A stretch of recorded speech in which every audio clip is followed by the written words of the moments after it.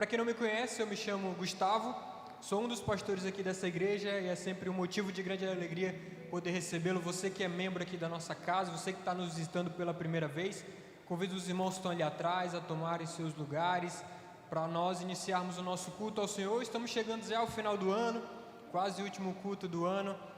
Vamos louvar e adorar o nosso Deus essa noite, fugir um pouco das distrações que nos cercam ao redor, aquilo que está acontecendo. Talvez muitas preocupações ainda durante a semana, coisas que você vai enfrentar, coisas que você talvez esteja enfrentando, mas o tempo agora é nós descansarmos no Senhor, abrirmos os nossos ouvidos espirituais para ouvir a palavra de Deus, entoarmos ao Senhor louvores e cânticos a Ele. Isso que é o culto ao Senhor, cultuar o nosso Deus, é isso que nós íamos fazer. Antes de eu compartilhar com vocês uma breve mensagem da palavra de Deus, gostaria de compartilhar com os irmãos alguns avisos. Como já é de costume, todas as terças-feiras, 19h30 aqui na igreja, nós temos o nosso culto de oração. Esse tempo que nós nos reunimos, oramos uns pelos outros, nós compartilhamos, nós agradecemos a Deus por todas as bênçãos que Ele tem derramado sobre nós. Então, se você já está nesse período de férias, talvez já não esteja estudando, não esteja trabalhando, talvez, então coloque na sua agenda, terça-feira, 19h30, esteja aqui na IBJF. O segundo aviso é sobre o Geração Futuro. O Geração Futuro está de recesso, então por isso as crianças hoje permanecerão aqui conosco no culto durante a mensagem. Nesses próximos domingos, o Geração Futuro vai voltar somente em fevereiro, assim também como o OANS entrou de recesso, assim também como a Escola Bíblica também está de recesso, todos eles voltando somente no ano que vem. O terceiro aviso é sobre a nossa ceia de Ano Novo. Como já foi avisado nos últimos domingos, nós já encerramos as inscrições. Então as inscrições estão encerradas, porém ainda falta o pagamento.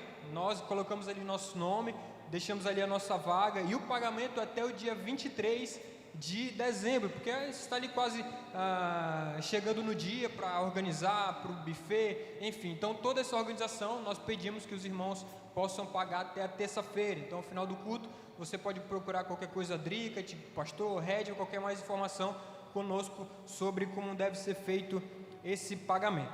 Amém? Então, para você que nos visita, é a primeira vez aqui na IBJF, no final do culto, você pode ir ali na conexão que nós temos um presentinho para você.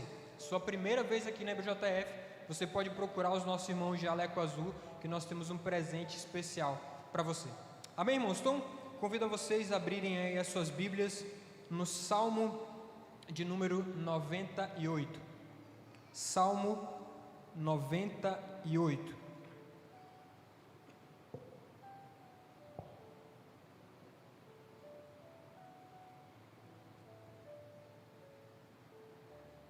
Salmo de número 98.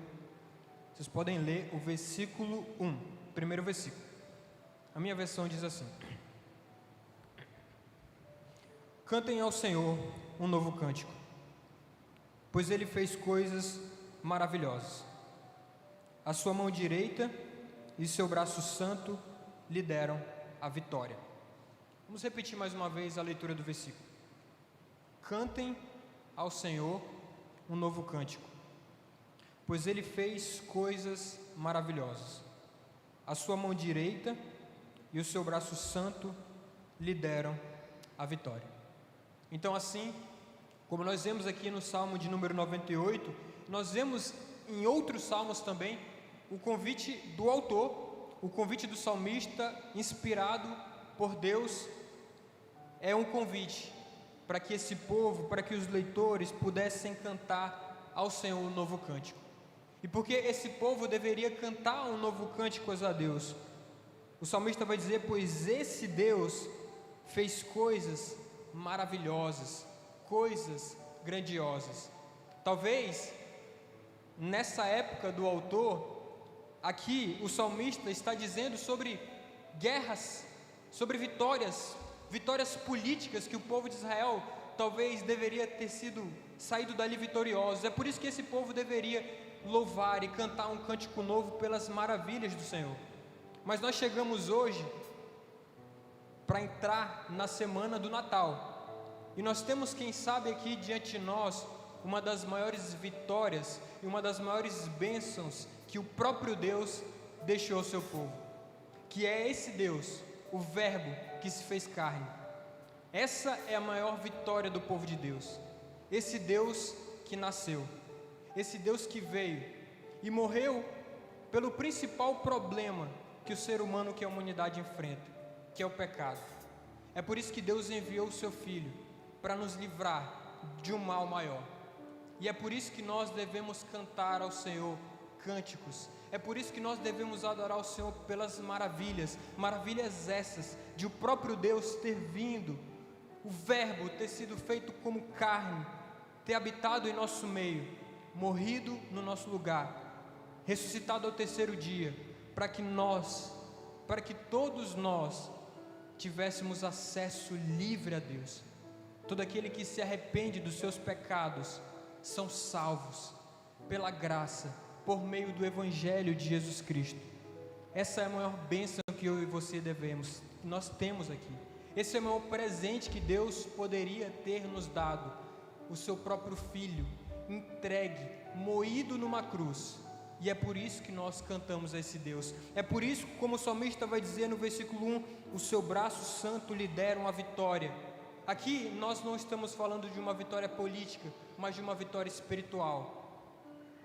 Pois onde abundou o pecado, superabundou a graça, e nenhuma condenação há para aqueles que estão em Cristo Jesus. Essa é a vitória do povo de Deus. Essa é a minha e a sua vitória. E é por isso que nós cantamos louvores a esse Deus. Amém, irmãos? Vamos ficar de pé, vamos orar e cantar um cântico ao nosso Senhor. Senhor Deus, estamos diante do Senhor, Pai. A tua igreja aqui reunida, nós viemos aqui cantar louvores ao Senhor, nós viemos aqui te adorar, nós viemos aqui ouvir, Senhor Deus, a tua palavra, Senhor Deus. Abra, Senhor Deus, os nossos olhos espirituais, abra, Senhor Jesus, os nossos ouvidos espirituais. Nós pedimos perdão pelas falhas, pelos pecados, tudo aquilo que fizemos, que te desagradamos, Pai, durante essa semana, seja através de palavras, seja através de ações, seja através de pensamentos. Perdoe, Pai, a tua igreja, purifique o nosso coração e que possamos estar aqui aptos diante do Senhor, pelo sangue de Cristo que nos faz justos para louvar ao Senhor, para cultuar o teu nome, porque o Senhor veio, o Senhor habitou entre nós e nós cremos no Senhor Jesus Cristo por meio da fé, e é por isso que nós cantamos ao Senhor. Em nome de Jesus, amém. Amém, irmãos, vamos louvar esse Deus.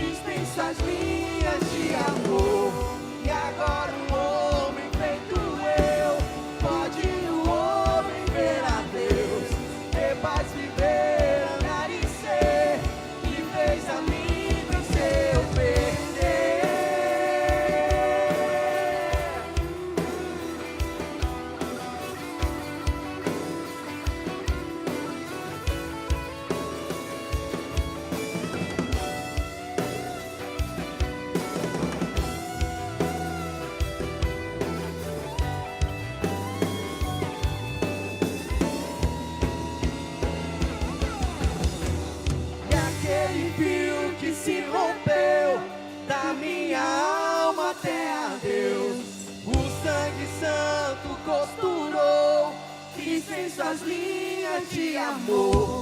E agora um homem feito eu pode no homem ver a Deus, ter paz, dizer, andar e ser, e fez amigo em seu viver.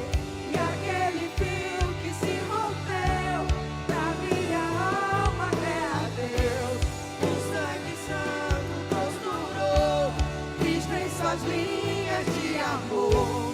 E agora um homem feito eu pode no homem ver a Deus, ter paz, viver, andar e ser, e fez amigo em seu poder.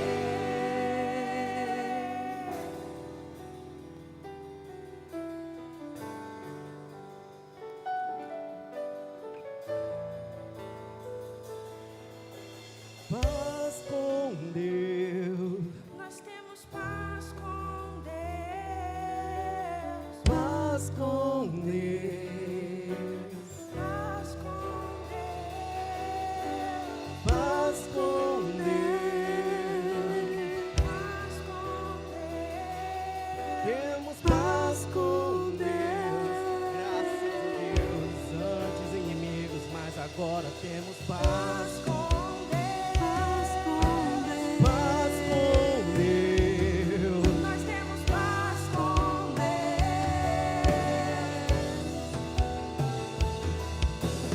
Paz com Deus. Paz com Deus. Paz com Deus.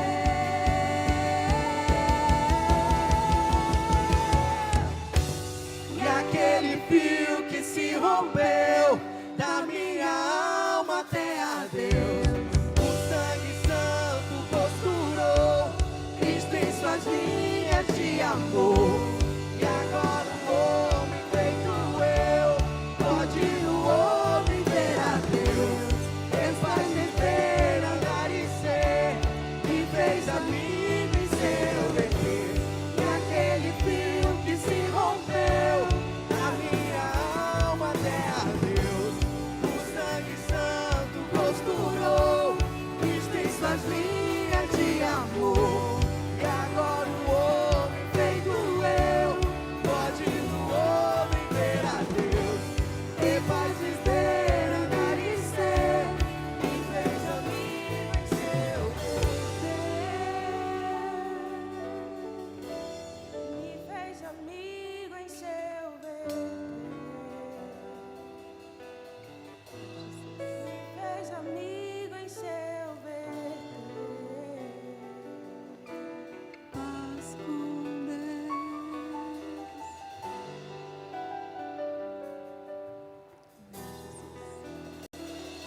Aleluia.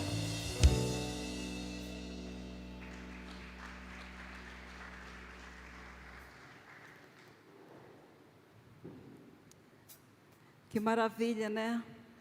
Nós acabamos de dizer que sim, Jesus é o retrato de Deus, mas Ele é muito mais. Ele é a rocha de Saron, o lírio dos vales, a brilhante estrela da manhã, o sol da justiça. Ele é o maravilhoso conselheiro, o Deus forte, o Pai da eternidade e o príncipe da paz. Ele é o Cordeiro de Deus e, ao mesmo tempo, o bom pastor e o pastor das ovelhas. Jesus é o pão da vida, a água da vida, o caminho, a verdade e a vida. Jesus é a videira verdadeira, a ressurreição e a vida. Ele é o Filho de Deus, o Verbo que se fez carne. Ele é o herdeiro de todas as coisas, o resplendor da glória e a expressão exata do ser de Deus. Ele é o resgatador do seu povo, o exaltado acima dos querubins, aquele que tem o nome sobre todo nome. Jesus é o amado de minha alma, e eu tenho certeza que Ele é o amado da sua alma também. Então vamos dizer para Ele que nós queremos adorá-lo com o coração totalmente sincero nesta noite.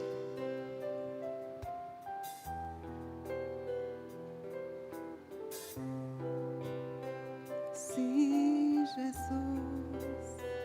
Vamos dizer assim.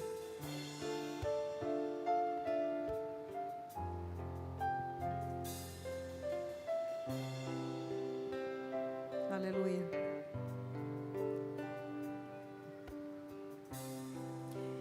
quero tocar o coração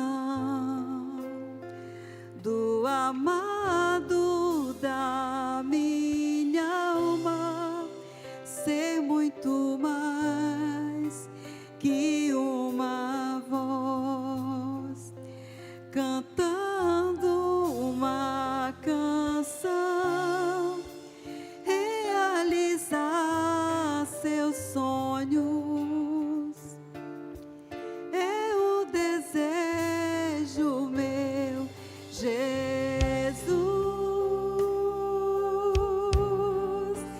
Quero te adorar com o coração sincero, Jesus. Não me sei igual, tu és o meu amado.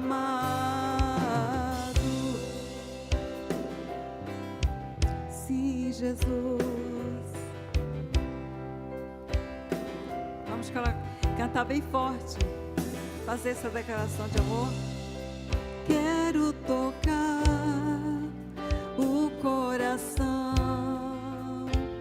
do amado da minha alma, ser muito mais que uma voz, cantando uma canção, realizar seus sonhos, é o desejo meu, Jesus. Quero te adorar com o coração sincero, Jesus.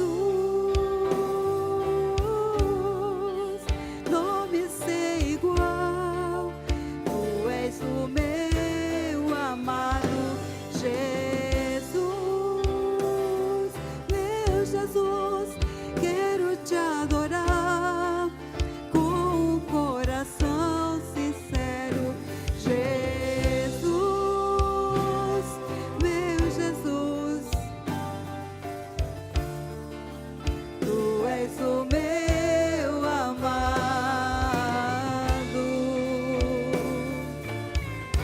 Não existe nome mais poderoso do que o do nosso Jesus. Reconhecemos isso esta noite. Reconhecemos que Ele é Emmanuel, Deus conosco. E Ele aqui está essa noite. Seu nome é Emmanuel, Deus conosco. Então vamos declarar que nós adoramos esse Deus maravilhoso. Eu quero te adorar. Eu quero te adorar. Eu quero te adorar. Queremos te adorar. Eu quero te adorar, Senhor. Eu quero te adorar. Eu quero te adorar, Jesus. Aleluia.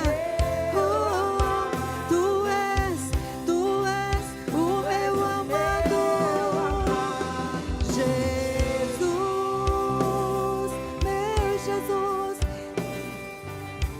Queremos te adorar, Jesus. Jesus, não me sei igual, tu és o meu amado, Jesus. Quero te adorar com o coração sincero, Jesus, meu Jesus. Não me sei igual, tu és o meu amado.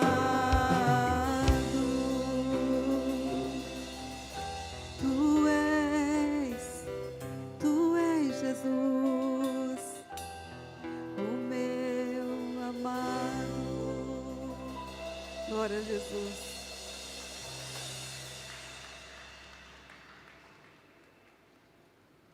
Ainda em adoração, Esse é o nosso momento de dízimos e ofertas. O gasofilácio se encontra aqui na frente.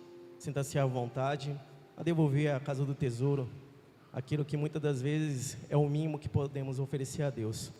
Essa canção, ela tem tudo a ver com o momento da oferta, porque ela fala que o nosso Deus é o Rei sobre toda a criação, e não existe nada e ninguém que fique entre você e o nosso glorioso e grandioso Deus. Amém? Nós possamos confiar nessa soberania.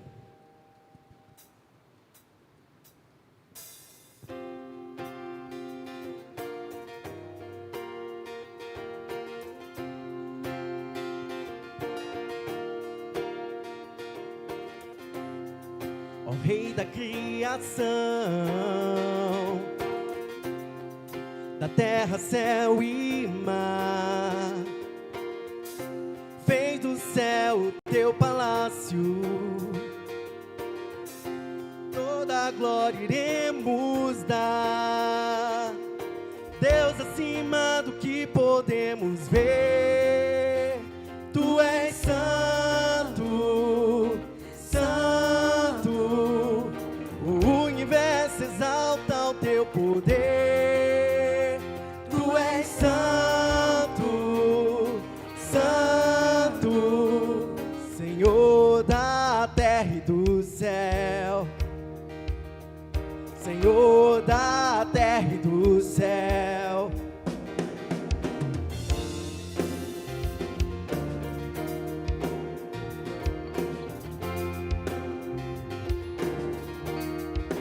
Celebremos ao Senhor cedo de manhã,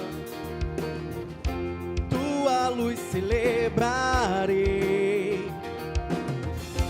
e se a escuridão vier a mim, o teu nome clamarei.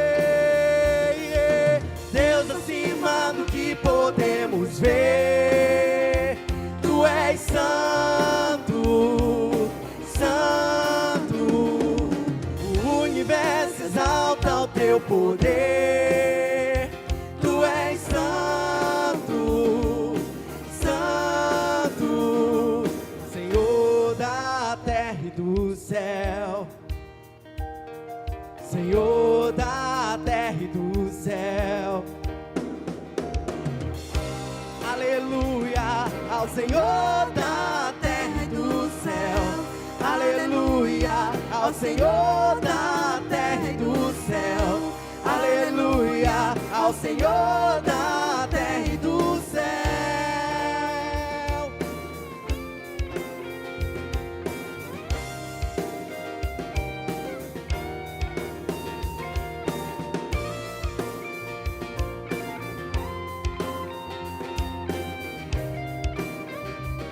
Nosso Deus está acima de tudo e de todos. Deus acima do que podemos ver. Tu és santo, santo, querido Deus, me mostra o teu querer. Tu és santo, santo, santo, santo. Aleluia ao Senhor da terra e do céu, aleluia ao Senhor da terra e do céu, aleluia ao Senhor da terra e do céu, aleluia ao Senhor da terra e do céu, aleluia ao Senhor da terra e do céu. Amém.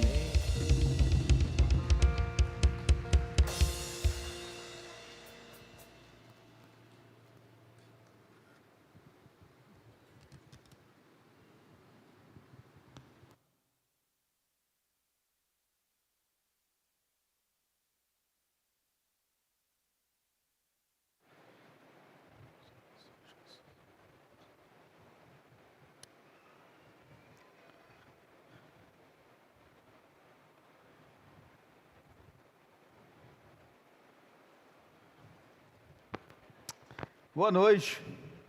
Que a graça e a paz de nosso Senhor Jesus Cristo estejam conosco.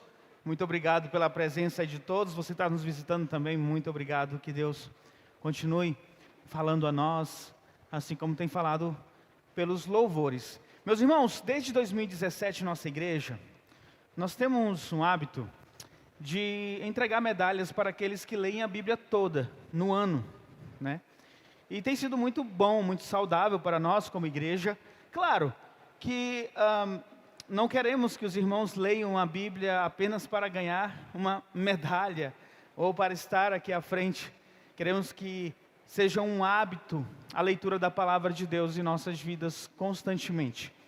No entanto, nós louvamos a Deus também por esses irmãos que leem a Bíblia todo ano. Meus irmãos, não é fácil. Eu tenho certeza que muitos aqui sabem que não é tão fácil assim, porque nós iniciamos o ano com cerca de 80 pessoas inscritas, 80, né, Kevin? 80, 90 pessoas inscritas, dizendo, eu vou ler a Bíblia toda nesse ano. E aí a gente chega no final do ano, e nós temos, deixa eu pegar aqui, 25 pessoas. Até melhorou, né, com relação ao ano passado. E muitos dos irmãos, eles, na entrada, quando nós estávamos preparando as medalhas, organizando, chegavam assim, eita pastor, esse ano não consegui. Pastor, eu estou igual o Palmeiras no Mundial. Parece, eu quase ganho, mas não consegui concluir. Então, nós alegremente queremos chamar aqui à frente nossos irmãos que concluíram a leitura neste ano, tá? Todos esses foram inscritos. Talvez você esteja aqui e disse assim, pastor, mas eu terminei. Mas estes que eu chamei é que nós sabemos que terminou porque estavam inscritos no nosso circuito de leitura da Bíblia, tá? Então eu quero chamar aí, os irmãos podem subir aqui à frente, por favor, e podem pegar a medalha com o pastor Gustavo e a irmã Lúcia, tá? A Nicole Medeiros, por favor, Nicole, venha. Núbia Tânia, a irmã Clenise, a irmã Janaína, está viajando, a irmã Andélia, o irmão Luiz, a irmã Elisa, o irmão Luciano, irmã Altamira, o irmão Roberto, infelizmente está doente, o irmão Adail, a irmã Erandi, a irmã Samira, o irmão Cláudio Leite, a irmã Linda Magna, a irmã Cosma, irmã Neide Moraes, irmã Daiane, irmã Eveline, a irmã Letícia Alves, irmão Natan Barros, o Lucas Adail e a Laura Adail. Por favor, venham aqui à frente, tá? Os nossos irmãos concluíram a leitura da Bíblia e nós estamos bem felizes por isso. É de fato um desafio, tá? Até para mim é um desafio que é por função ler a Bíblia, né? Nós lemos a Bíblia. Agora, de Gênesis a Apocalipse, essa sequência realmente é um desafio. Louvamos a Deus pelos nossos irmãos. Eu vou até dizer uma coisa importante aqui. Nós temos irmãos que leram a Bíblia 2 vezes nesse ano. Mas é só uma medalha mesmo, né? 2 não. Tá bom? E também, deixa eu...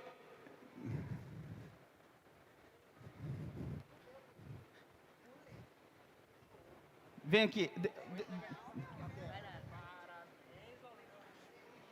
Vem aqui, Laura, vem aqui na frente, só para o pessoal ver vocês, tá bom? Olha só, esses dois, no início do ano, eles disseram para mim o seguinte: pastor, nós queremos ganhar a medalha.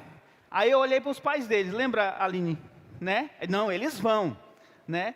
E logo no início, quando eu estava fazendo a leitura, me mandava vídeo, né? Áudio deles lendo junto com os pais. E hoje eles estão aqui. Leram a Bíblia durante todo esse ano, então, meus parabéns, tá bom? Ó, o Natanzinho também, né, Natan? Leu toda a Bíblia e louvamos a Deus por isso. Nós também queremos desafiar todos os irmãos. Próximo ano, também iniciaremos em fevereiro a leitura da Bíblia. Eu falei com o irmão agora ali na entrada, ele disse assim: pastor, eu já comecei a minha leitura da Bíblia para ganhar no ano que vem. Né? Mas, irmãos, que Deus abençoe, sejamos fortalecidos por Deus, tá bom? Cada vez mais a não desistir e todos nós possamos ter a palavra de Deus como um valor dentro do nosso coração. Vamos orar? Claro, desculpa. Irmão Adail. Oi. Vamos lá para ele. Boa noite, irmãos. Eu falei com o pastor Gustavo que falasse com o pastor Sidney para me dar uma oportunidade de 1 minuto só. Irmãos, foi vendo algumas crianças da nossa igreja, como aquelas então crianças, né? A Melícia, a Cecília, a Nicole, e eu conversei com a minha esposa: o que é que nós estamos fazendo? 42 anos de casados, nunca lemos a Bíblia toda, e a gente passou então, irmão, naquele ano, ler a palavra de Deus, e esse ano nós estamos concluindo o 6º ano lendo, e a Laura falou para os pais dela que queria ganhar essa medalha que o vovô Adail estava ganhando. Também tinha o Miguel e o Bernardo, mas não conseguiram chegar, né? E eu falei para o nosso filho: meu filho, por que o seu nome e o nome da Norinha, Aline, não está aqui para receber a medalha? Ele falou: não, pai, é que eu li a metade para a Laura e o Lucas, e a Aline leu a outra metade. Então eles não se consideram que leram, eles dois, a Bíblia toda, mas as crianças ouviram. E eu creio, irmãos, eu creio que ano que vem vai se repetir de novo, e nós gostaríamos que a igreja, agora são 25, mas ano que vem nós passássemos a chegar mais à frente, em vez de ser 25, seja 30, né? Eu agradeço a Deus por essa oportunidade de ter os nossos netinhos do nosso lado. Obrigado, pastor. Amém. Amém. Então fica o desafio. E também para as crianças, viu? Conversa com os pais de vocês. Olha, eu quero ler a Bíblia toda, se vire. Você vai ter que ler para mim. Né, Lucas? Sim, né? Vamos orar, irmãos. Deus, obrigado, Pai, porque encerramos, ó Deus, esse circuito da leitura da Bíblia no ano 2025. Obrigado pelos irmãos, ó Pai, que insistiram, perseveraram, persistiram, ó Pai, em ler a Tua palavra, Senhor, e chegar até o final, de Gênesis a Apocalipse, ó Deus. Muito obrigado, ó Deus. Que a Tua palavra, Senhor, seja um valor para nós, Senhor. Um valor precioso, ó Deus. Que possamos entender, ó Deus amado, o que a Tua palavra diz, que lâmpada para os nossos pés é a Tua palavra e luz para os nossos caminhos, ó Deus. Que Teu Espírito, ó Pai, motive cada irmão nosso a ler a Bíblia todos os dias, Pai, com alegria, com prazer, Senhor, porque é a Tua palavra, Senhor. Mas Te louvamos por esses irmãos que toparam o desafio, aceitaram o desafio, continuaram durante o ano neste desafio, e hoje eles concluem esse desafio. Louvado seja o Teu nome pela vida deles. Assim nós oramos, em nome de Jesus Cristo. Amém, Jesus. Amém? Salva de palmas aí para os nossos irmãos. Muito obrigado. Que Deus nos abençoe.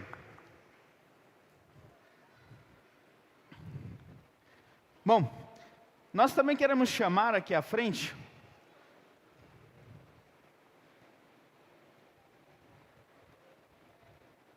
os nossos irmãos que concluíram o curso de educação de filhos à maneira de Deus. Nós temos um curso em nossa igreja que ensina os pais a educarem seus filhos dentro dos princípios da palavra de Deus. Como tratar as crianças à luz da palavra de Deus. É um curso para os pais. O curso ensina na educação de filhos a disciplina correta, como a palavra de Deus, os limites, a formação do caráter da criança. E temos louvado a Deus porque um bom número de irmãos de nossa igreja já tem participado e sido capacitado neste curso. Então eu quero chamar aqui o Tiago e a Aline. Por favor, venham à frente. Eles são nossos líderes e estiveram conosco foram 3 meses, Aline? 3 meses? 17 semanas, né? De curso todas as segundas-feiras. Eu vou chamar aqui à frente, aí vocês vão entregar, tá? Então, a Bruna Silva Alves de Souza. Tá. Tá? O Danilo Veloso de Souza. De Moisele Vanessa Costa Lima. Daphne Rodrigues da Silva Mendes. Romário de Jesus Costa Mendes.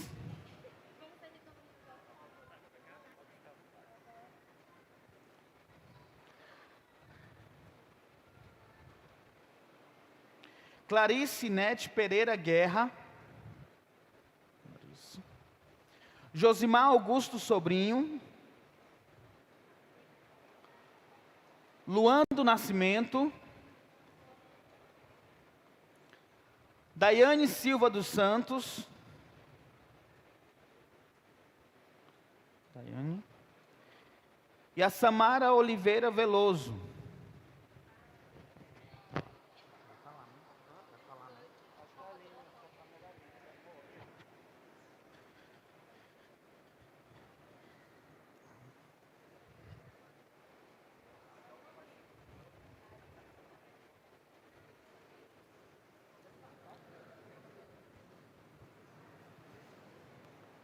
Parabéns.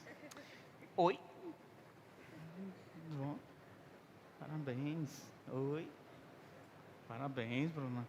E aí, Gui? Tudo bom, meu amigo? Bom? Bom, esses nossos irmãos, eles concluíram ao longo de 17 semanas o nosso curso Educando Filhos e louvamos a Deus. Eu até mandei um vídeo, né, falando que não fique apenas no curso, que aquilo que foi ensinado possa de fato ser aplicado em nossas casas, em suas casas, tá? A Aline vai falar? Boa noite. É uma alegria imensa, né, para mim, para o Tiago e acho que para toda a igreja também, a conclusão de mais uma turma do curso Educação de Filhos à Maneira de Deus. São 17 semanas, esse curso específico, ele é um conteúdo mais denso, é muita informação, é muita coisa, a gente brinca, né? Qualquer dúvida, corre para o livro. Mas assim, é maravilhoso estarmos juntos enquanto igreja, enquanto irmãos e pais, aprendendo a cada dia aquilo que Deus deseja e requer de nós, né? Que nós possamos cada dia aprender mais como educar os filhos, porque para que a gente possa educar os nossos filhos, nós precisamos nos preparar. Né? Não é que vai acontecer do nada, não, né? Temos que estudar, temos que ler, temos que procurar na fonte, que é a Bíblia, esse conhecimento. E aqui está essa turma desses pais maravilhosos que concluíram, e eu já deixo aí o convite para o próximo ano, para as turmas que virão.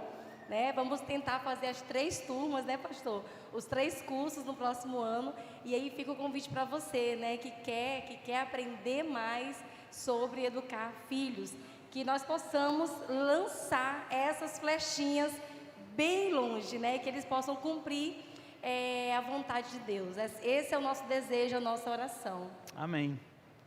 Amém. Vamos orar? Agradecer a Deus. Senhor, obrigado, Pai, por esta turma. Mais pais, ó Deus, que obtiveram ali, ó Deus, um momento, semanas, ó Pai, preciosas de ensino, ó Pai, na Tua palavra, de como educar os filhos, ó Deus. Sabemos que é um desafio, ó Pai, há tanta oposição à educação dos filhos da maneira correta, da maneira de Deus neste mundo, ó Pai. E eu peço, Senhor, que estes pais sejam capacitados pelo Teu Espírito a ensinar suas crianças no caminho em que devem andar, Pai. Auxiliando também outros pais, ó Deus. Agradeço ao Tiago e à Aline, ó Pai amado, que colocaram o seu tempo, ó Deus amado, sua casa à disposição para ensinar, ó Pai, para mostrar, ó Pai, a Tua verdade, Senhor, neste curso, Senhor Deus. Que de fato, como a Aline falou, que no próximo ano tenhamos mais e mais cursos e mais irmãos preparados, capacitados, ó Pai amado, pela Tua palavra. Obrigado, Deus. Assim eu oro em nome de Jesus. Amém. Amém? Um aplauso para os nossos irmãos. Concluíram? Muito obrigado. Deus lhes abençoe.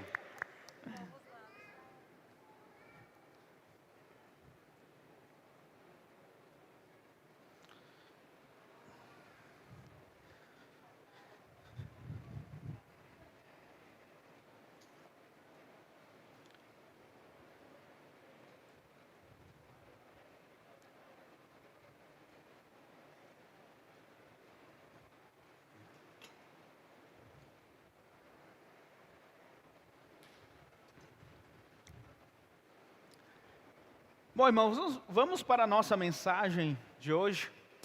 E nós estamos em uma série. Perfeito. Nós estamos em uma série, né? E hoje nós estamos na nossa penúltima mensagem dentro desta série. Lucas, na verdade. Lucas 2, de 1 a 11, os irmãos podem abrir. As crianças também podem ir até a conexão. Nós temos uma prancheta ali para vocês, onde vocês...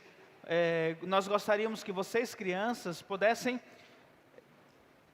desenhar Jesus Cristo na manjedoura, criança, os animais, os anjos cantando aos pastores. Tem tudo a ver com a mensagem que nós iremos cantar hoje. Como os irmãos sabem, nós não teremos o Geração Futuro, nem no mês de janeiro também. Mas no mês de janeiro nós teremos algo especial para as crianças, uma caderneta, tá? Onde teremos as mensagens que serão pregadas em janeiro, e os pais podem até levar para casa essa caderneta e trabalhar em cima dessas mensagens. Então vai ser bem legal essa experiência, eu creio que vai ser muito boa. E aí só que tem a responsabilidade dos pais, porque não adianta nada, a igreja confecciona o caderno, meu Deus, o caderno, bonitinho, aí vocês... levam para casa e esquecem em casa, não conversam sobre aquilo que foi trabalhado e ensinado. Tá, irmãos, vamos exercer nossa responsabilidade diante do reino de Deus com nossas crianças.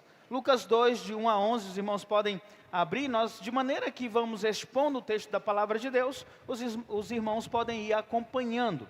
Como falamos, estamos numa série de mensagens, Ele veio até nós. O nosso intuito nessa série é levar a reflexão sobre a vinda do Senhor Jesus Cristo e o propósito de Deus de enviar o seu Filho ao mundo. Nós iniciamos com a mensagem Ele veio revelar Deus. Depois falamos sobre Ele veio nos resgatar do pecado. E hoje nós iremos falar Ele veio em carne, o milagre do nascimento de Jesus. Afinal, agora quinta-feira é Natal e precisamos pensar, refletir sobre o que deve significar o Natal para nós. Qual a importância que o Natal deve ter em nossas vidas. E estamos trabalhando esse tema em nossa igreja. Bom, vamos lá. Primeiro texto, Lucas 2, de 1 a 3. Me acompanhe. O decreto de César e a providência de Deus. Lucas 2, de 1 a 3.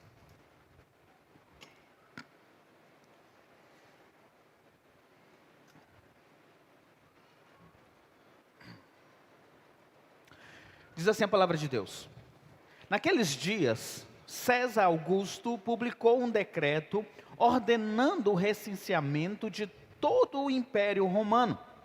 Este foi o primeiro recenseamento feito quando Quirino era governador da Síria, e todos iam para a sua cidade natal a fim de alistar-se. Quando nós lemos esse texto escrito por Lucas, Lucas não é um dos apóstolos de Jesus, mas ele escreveu um dos evangelhos. Lucas, que é médico, era médico e também historiador, ele escreve este evangelho, e em Lucas 2 ele dá detalhes sobre o nascimento de Jesus que nós não encontramos em Mateus ou em Marcos. O fato é que, à primeira vista, nesse texto que nós lemos, parece apenas uma instrução histórica. Ele, como historiador, está dando fatos históricos, um decreto político, um recenseamento, ele traz nomes de governantes. Mas se nós olharmos com atenção, nós vamos perceber que nada do que está aqui é irrelevante. Lucas não está apenas registrando fatos, ele está mostrando para o leitor que Deus governa a história, inclusive por meio de decisões humanas. Lucas faz questão de citar César Augusto. César Augusto era o homem mais poderoso daquela época, era o imperador romano. Roma dominava grande parte daquele mundo antigo, até então conhecido. Sem saber, esse imperador, sentado em seu trono em Roma, ele torna-se um instrumento nas mãos de Deus. Ao decretar o recenseamento, César Augusto determina que as pessoas fossem registradas conforme a sua cidade de origem familiar. Os fins poderiam ser fins administrativos, ou para ter um controle maior do Império Romano, mas ele faz o recenseamento, ele decreta: gente, saiam da sua casa, se desloquem até as cidades de origem familiar, e lá façam um cadastro. Ele não estava pensando em profecia, ele não pensava em Israel, muito menos, eu creio, ele pensava no Messias, mas ele estava sendo usado por Deus para fazer um decreto que era maior do que ele mesmo. Aquele decreto que saiu do palácio de Roma, atravessou estradas, alcançou vilas distantes e chegou à vida de duas pessoas comuns: José e Maria, os pais de Jesus. José e Maria, eles não moravam em Belém, que é a cidade familiar deles, a cidade dos seus descendentes. Eles viviam em Nazaré da Galileia. Nazaré ficava a uma distância de mais ou menos 110 quilômetros de Belém. Assim, 110 quilômetros para nós, eu creio que é um pouco mais de Iracema, passando um pouquinho de Iracema. Para nós é tranquilo, temos transporte, mas naquela época, o transporte era muito limitado. Sem contar as dificuldades no caminho, os perigos dos ladrões, as montanhas que deveriam atravessar. Era uma viagem longa, e nós estamos falando de uma mulher, Maria, que estava grávida e no fim de sua gestação. Mas eles deveriam cumprir aquele decreto. A ida de José e Maria para Belém estavam nos planos de Deus. Não foi acaso. O nascimento de Jesus aconteceu exatamente no tempo e no lugar determinado por Deus. Se você olha na tua Bíblia em Miqueias, capítulo 5, versículo 2, nós temos uma profecia sobre o nascimento de Jesus, que diz assim: mas tu, Belém Efrata, embora seja pequenas entre as clãs de Judá, de ti virá para mim aquele que será o governante sobre Israel, cujas origens são desde os tempos antigos. Ou seja, Jesus precisaria nascer em Belém. O que aparentemente era uma decisão política do grande imperador romano, na verdade, era o cumprimento da palavra de Deus. Deus não apenas age na história, mas Deus, ele dirige a história. Reis, eles podem decretar, governadores podem colocar sua caneta e assinar, mas nada foge do controle soberano de Deus sobre nossas vidas. Provérbios capítulo 21, versículo 1 diz: o coração do rei é como um rio controlado pelo Senhor, ele dirige para onde quer. Então o nascimento de Jesus não aconteceu em um momento aleatório, não aconteceu quando foi possível, mas na plenitude do tempo, no momento exato determinado por Deus. Por isso, a história contada nos versículos 1, 2 e 3 por Lucas, não foi por acaso que foi colocado lá. Lucas está nos mostrando, veja, a história está se desenrolando e a mão de Deus está guiando a história. Isso nos mostra que Deus cumpre suas promessas, mesmo quando nós não estamos percebendo. Enquanto os homens podem achar que estão no controle, Deus está conduzindo tudo para cumprir o seu plano e o seu plano redentor. Às vezes, irmãos, na nossa vida também, decisões aparentemente podem mudar nossas vidas. Nós chegamos a nos perguntar, será que nós estamos prontos para isso que está acontecendo? Talvez um papel assinado no RH do seu trabalho, uma ordem que talvez veio de cima, coisas que você não controla podem estar acontecendo ao teu redor. José e Maria viveram isso, mas Deus estava escrevendo algo maior para eles. Afinal, Deus tinha um plano para eles. Assim como a boa vontade de Deus é sobre nós, e Deus tem escrito a nossa história também. O mesmo Deus que conduziu César Augusto, que conduziu José e Maria a cumprir sua promessa em Belém, é o Deus que governa a nossa história hoje, porque nada foge do seu controle, nada é por acaso, nada acontece sem o plano de Deus. E diante disso, a partir de agora nos textos, Lucas nos chama a atenção para a linhagem de Jesus até o seu nascimento. Olha só o versículo 4 e o versículo 5.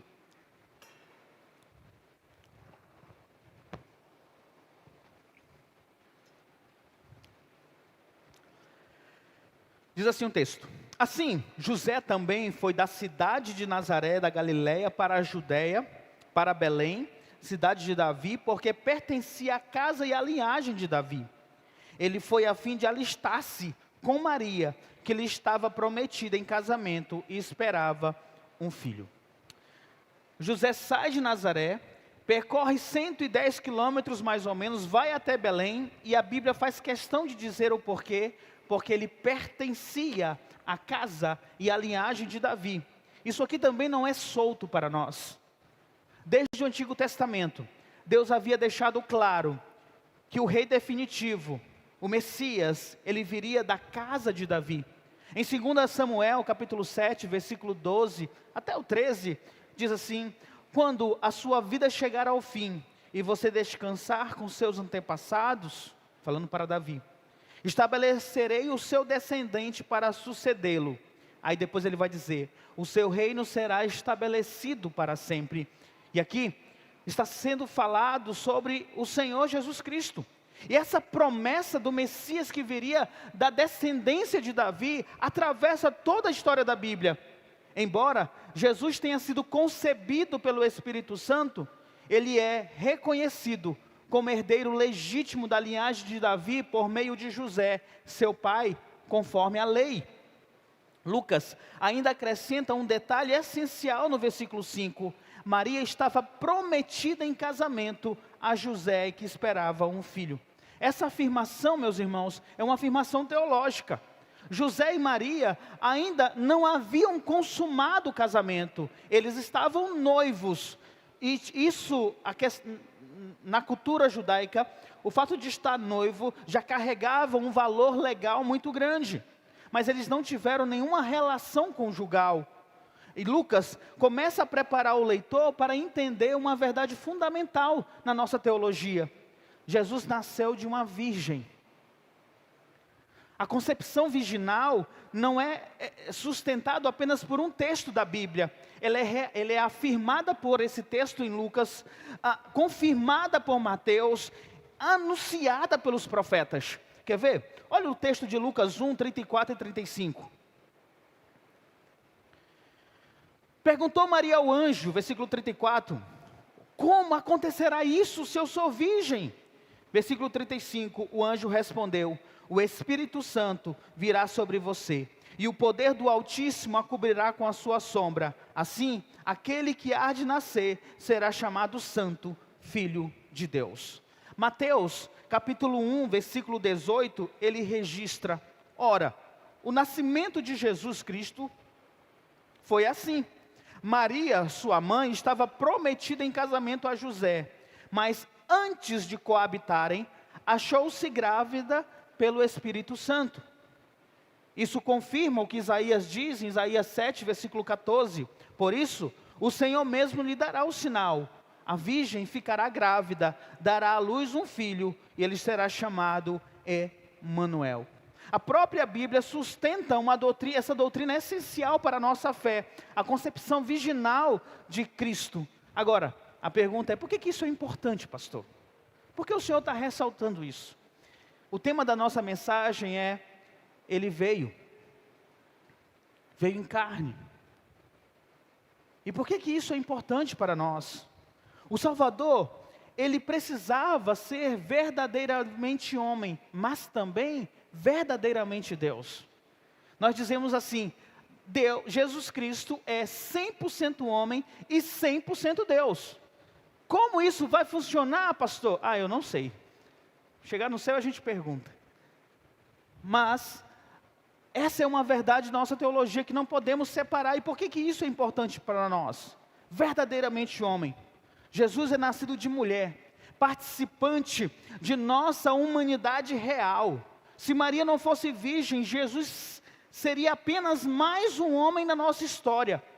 A concepção virginal não é um detalhe na nossa teologia. Ela é essencial para olharmos para Jesus e sabermos por que Ele veio e quem Ele é. Porque somente um homem poderia apresentar os homens diante de Deus e morrer no lugar deles, para quitar a nossa dívida por conta do pecado.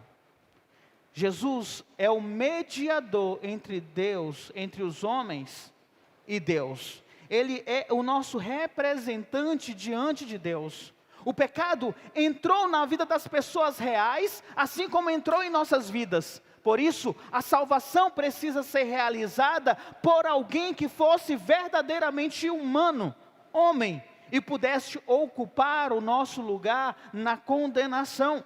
Como falamos domingo passado, a Bíblia ensina que o problema do pecado entrou na humanidade por um homem que foi Adão. E que a salvação viria também por um homem, que é Jesus Cristo. Romanos 5,19, assim como pela descendência de um só homem, muitos se tornaram pecadores, assim também, pela descendência de um só homem, muitos se tornarão justos. Paulo está dizendo que a humanidade caiu no pecado de Adão, mas ela pode ser restaurada por meio de Jesus Cristo. Assim como um homem levou a condenação, um homem também conduz a justificação, a salvação, que é Jesus Cristo. Deus não morre, mas um homem morre. Por isso, Jesus precisou assumir o corpo humano para ir para a cruz. As Escrituras falam sobre isso em Hebreus. Hebreus capítulo 2, versículo 14. Visto que os filhos são pessoas de carne e sangue, ele também participou dessa condição humana, para que por sua morte derrotasse aquele que tem o poder da morte. Ou seja, Jesus entrou no território da morte para vencê-la dentro do seu território, morrendo em nosso lugar.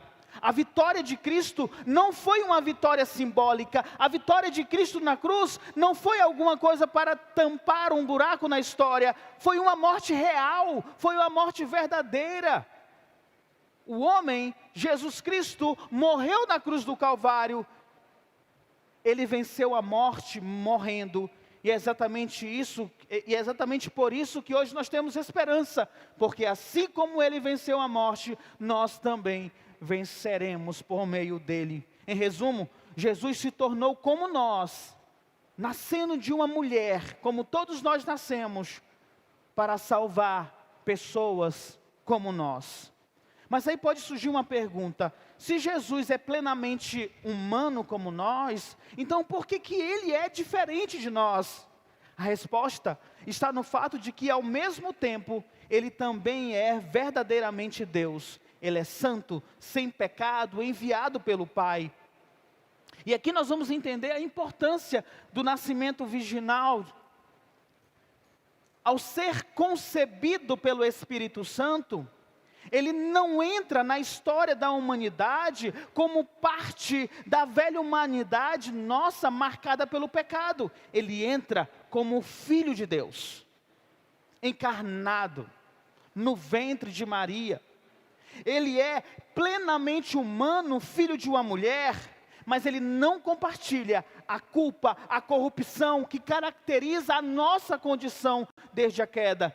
Por isso, Jesus, ele nasce sem pecado. Ele não é apenas diferente de nós em grau, mas ele é diferente em natureza. Ele é santo, inculpável, puro, separado dos pecadores. Como diz Hebreus, capítulo 7, versículo 26. Convém que tivéssemos um sumo sacerdote assim, santo, inculpável, puro, separado dos pecadores. Somente um Salvador verdadeiramente humano e absolutamente Deus poderia oferecer sua vida como um sacrifício perfeito em nosso lugar. Essa é a importância. Jesus, ele nasceu em carne para pagar o preço que nós deveríamos pagar, mas sendo ele o próprio Deus encarnado, ele venceu a morte. Ele perdoa os nossos pecados. E não à toa, a palavra de Deus chama a todos nós: creia no Senhor Jesus Cristo, creia na obra do Senhor Jesus Cristo e será salvo. No versículo 7, Lucas diz: e ela deu à luz a seu primogênito, envolvendo-o em panos e colocou numa manjedoura, porque não havia lugar para eles na hospedaria. Lucas chama Jesus de primogênito, mas isso não significa que Maria não teve outros filhos além de Jesus. Mais tarde, os evangelhos deixam claro que Maria e José tiveram outros filhos. Em Marcos, capítulo 6, versículo 3, diz: não é este o carpinteiro, se referindo a Jesus, filho de Maria, o irmão de Tiago, de José, de Judas e Simão? Ou seja, Maria, após o nascimento de Jesus, consumou o seu casamento com José e eles tiveram outros filhos. Quando Lucas diz que Jesus é primogênito, ele não está exaltando Maria, mas ele exalta o fato que Jesus entrou plenamente na história humana, dentro de uma família real, concreta, de uma família comum, sendo o primeiro filho de José e Maria. Lucas registra que Maria tomou seu filho, envolveu em panos e deitou ele numa manjedoura.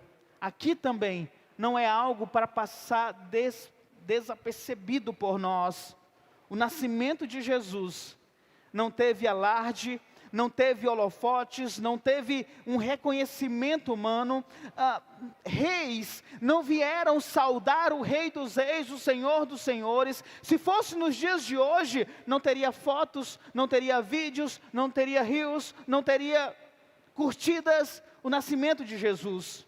E isso, meus irmãos, não foi por acaso.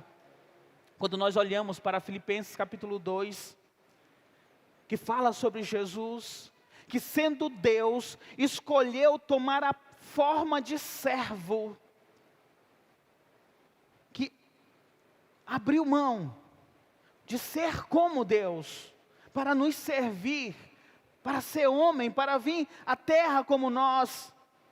Essa escolha de Jesus não começou lá na cruz, essa escolha começou já no seu nascimento. O Filho de Deus nasceu em circunstâncias humildes, em um lugar destinado para animais, longe dos olhos do mundo. E talvez ninguém pudesse imaginar que o Salvador nasceria num lugar assim, nem mesmo naquela pequena cidade de Belém. Eles perceberam o que havia acontecido. Talvez José e Maria, em alguma medida, compreendiam que algo extraordinário estava acontecendo naquele momento. Mas enquanto o mundo estava dormindo, enquanto Belém estava dormindo, Deus estava iniciando a obra mais poderosa da história, a salvação dos pecadores. Só que tudo isso estava prestes a mudar. Aquele silêncio, aquele nascimento secreto de Jesus estava para ser quebrado. E de uma forma surpreendente, olha só o que diz o versículo 8 ao versículo 11.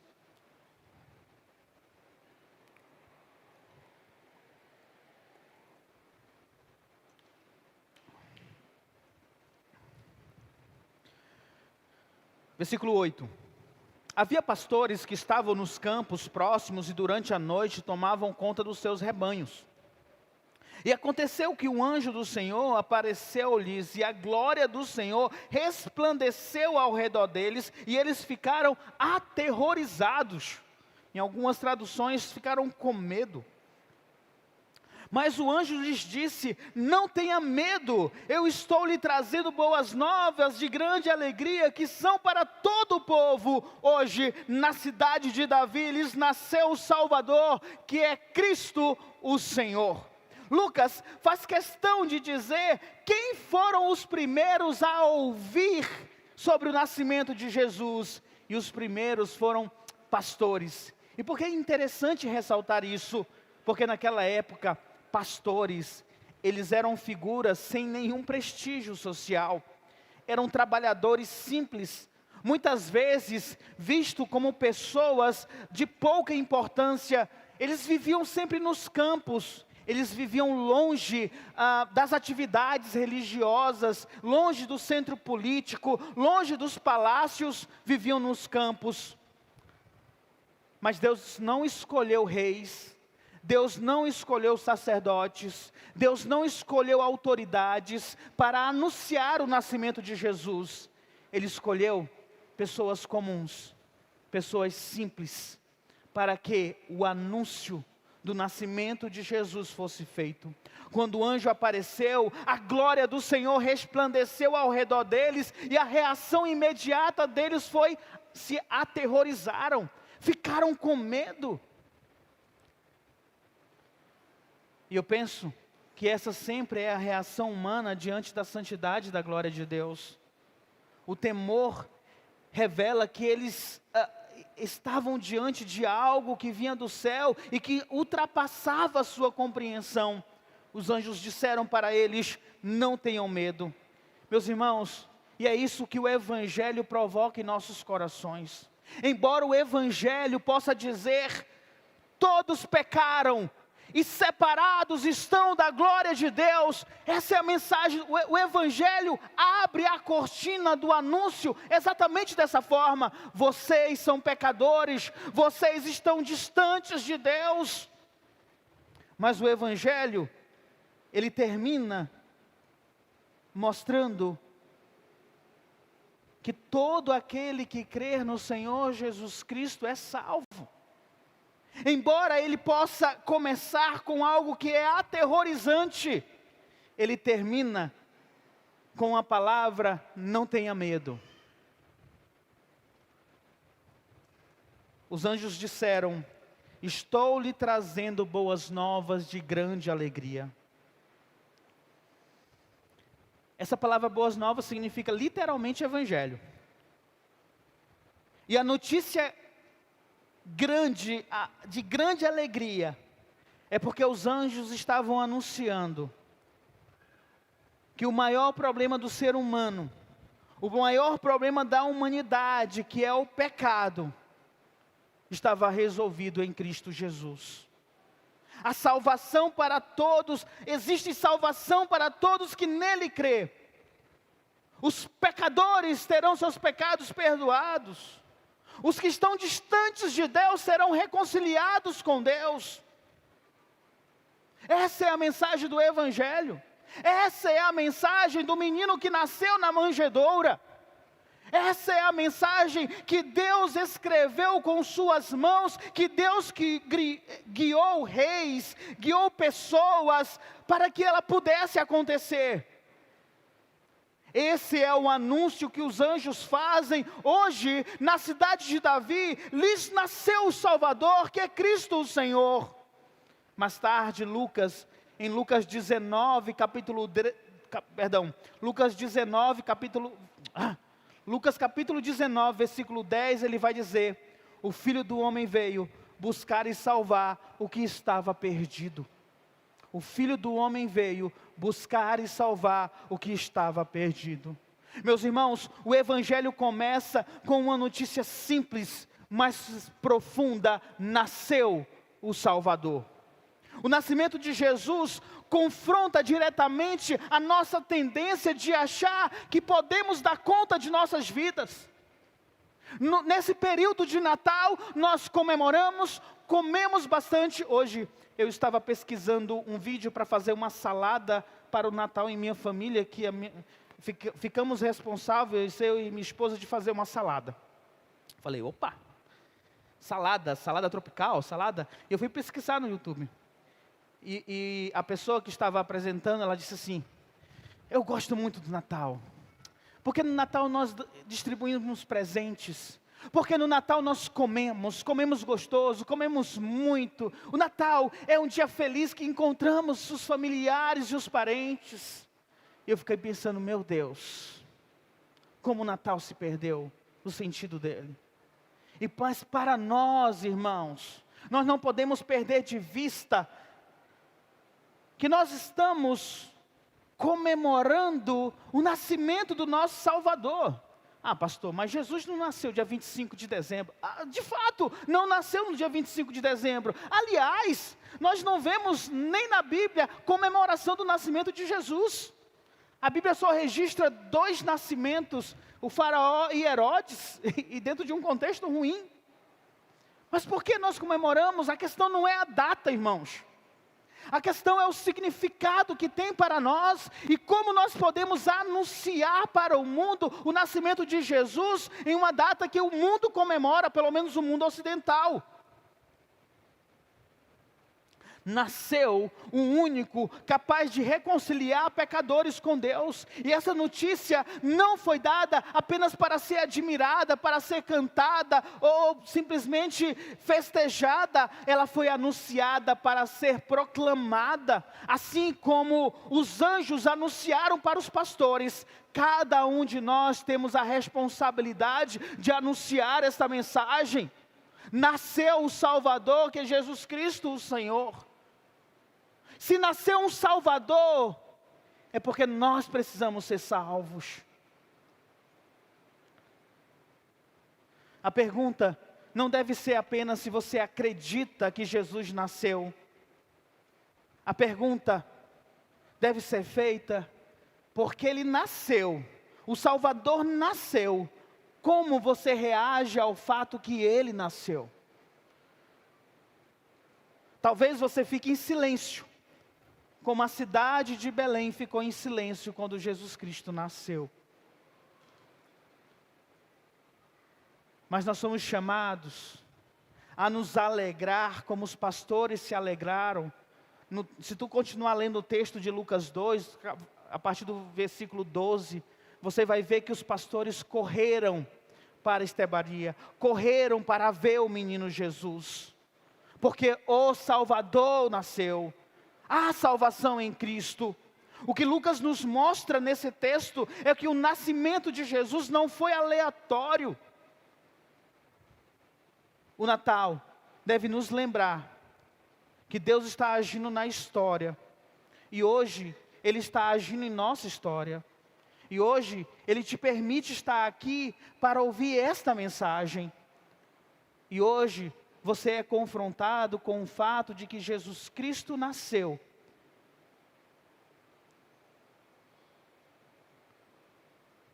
E Ele tinha um objetivo. Você não pode pensar no nascimento de Jesus sem pensar de que Ele foi para a cruz, porque esse foi o objetivo. Para tomar o teu lugar na condenação e na culpa pelo pecado.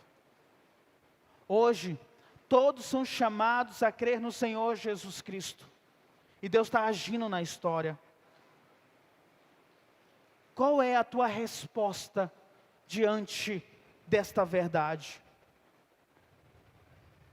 Deus revelou. O anúncio sobre o nascimento de Jesus foi feito. O nascimento do Salvador aconteceu. Jesus Cristo foi para a cruz. E hoje há um chamado para que nós possamos crer em arrependimento de pecado.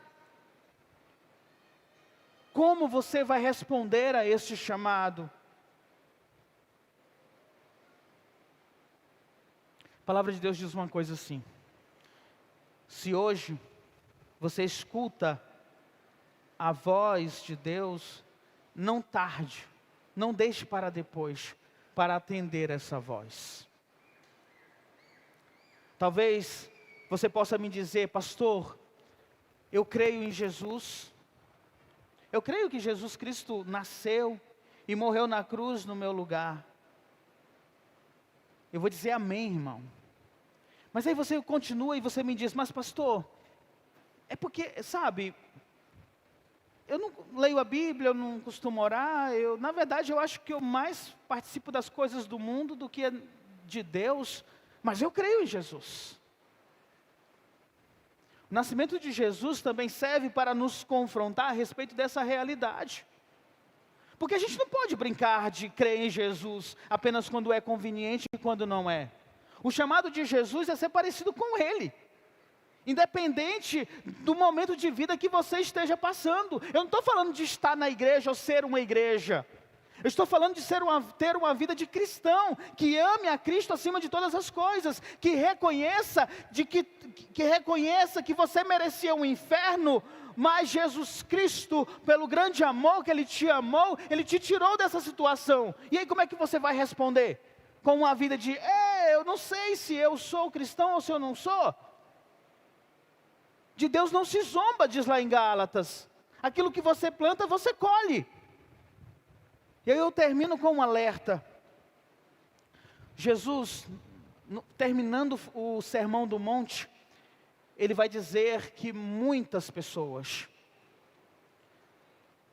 quando chegarem diante dEle nos céus, o próprio Jesus falando que vão chegar diante dEle no céu, e vão dizer assim: Senhor, no Teu nome eu fiz tanta coisa, eu expulsei demônios, Senhor, no Teu nome eu fiz isso, no Teu nome eu fiz aquilo.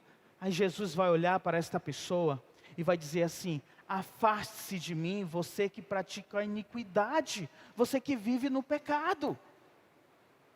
Então não existe essa questão de brincar de ser cristão, não existe essa questão de celebrar o nascimento de Jesus sem refletir, sem pensar sobre a obra na cruz que te tirou do império das trevas. Então eu concluo essa mensagem com esse chamado: creia no Senhor Jesus Cristo como teu único e suficiente Salvador e se arrependa dos teus pecados. Se arrependa. Se você diz para mim: eu já creio, então volte ao teu primeiro amor. Viva da forma digna do Evangelho que você recebeu. E que Cristo possa abençoar nossas vidas. Vamos orar. Deus, obrigado, Deus, pela Tua palavra. Obrigado, Senhor, porque o Senhor veio ao mundo em carne para pagar o preço do pecado que eu deveria pagar. Obrigado, Senhor, porque o Teu amor imenso com que me amou, me tirou do império das trevas e me colocou no reino do Teu Filho amado. Obrigado, Senhor, porque hoje eu posso orar a Ti. Eu posso, Senhor Deus, cantar louvores ao Senhor. Eu posso dizer: eu sou Teu servo, ó Deus, porque o Senhor me amou primeiro. Que eu possa viver esta vida da forma digna do Evangelho que eu recebi. Mas eu quero orar, ó Deus, pelos meus irmãos que estão desviados, pelos meus irmãos, ó Pai, que estão afastados da Tua palavra, Senhor Deus. Que Teu Espírito Santo possa confrontá-los. Perturbe, Senhor Deus, o seu íntimo, Pai, para que reconheçam que sem Ti, Senhor Deus, distante de Ti, Senhor, não podem viver, Senhor. Não podem ficar separados de Ti, Senhor Deus amado. Que haja, Deus amado, o retorno ao primeiro amor. A chama, Deus, que um dia foi acesa, possa retornar, para que possam Te amar, ó Deus amado, acima de todas as coisas. Mas também oro, ó Deus, por aqueles que hoje precisam de salvação, que precisam reconhecer Jesus Cristo como Senhor e Salvador. Que Teu Espírito convença as pessoas que precisam ser convencidas hoje, ó Pai, para que elas possam crer em Ti pela fé, ó Pai. Que esta obra, Senhor, seja realizada no nosso meio. Assim oramos, Pai. Em nome do Teu Filho amado, Jesus Cristo. Amém, Jesus. Amém? Irmãos,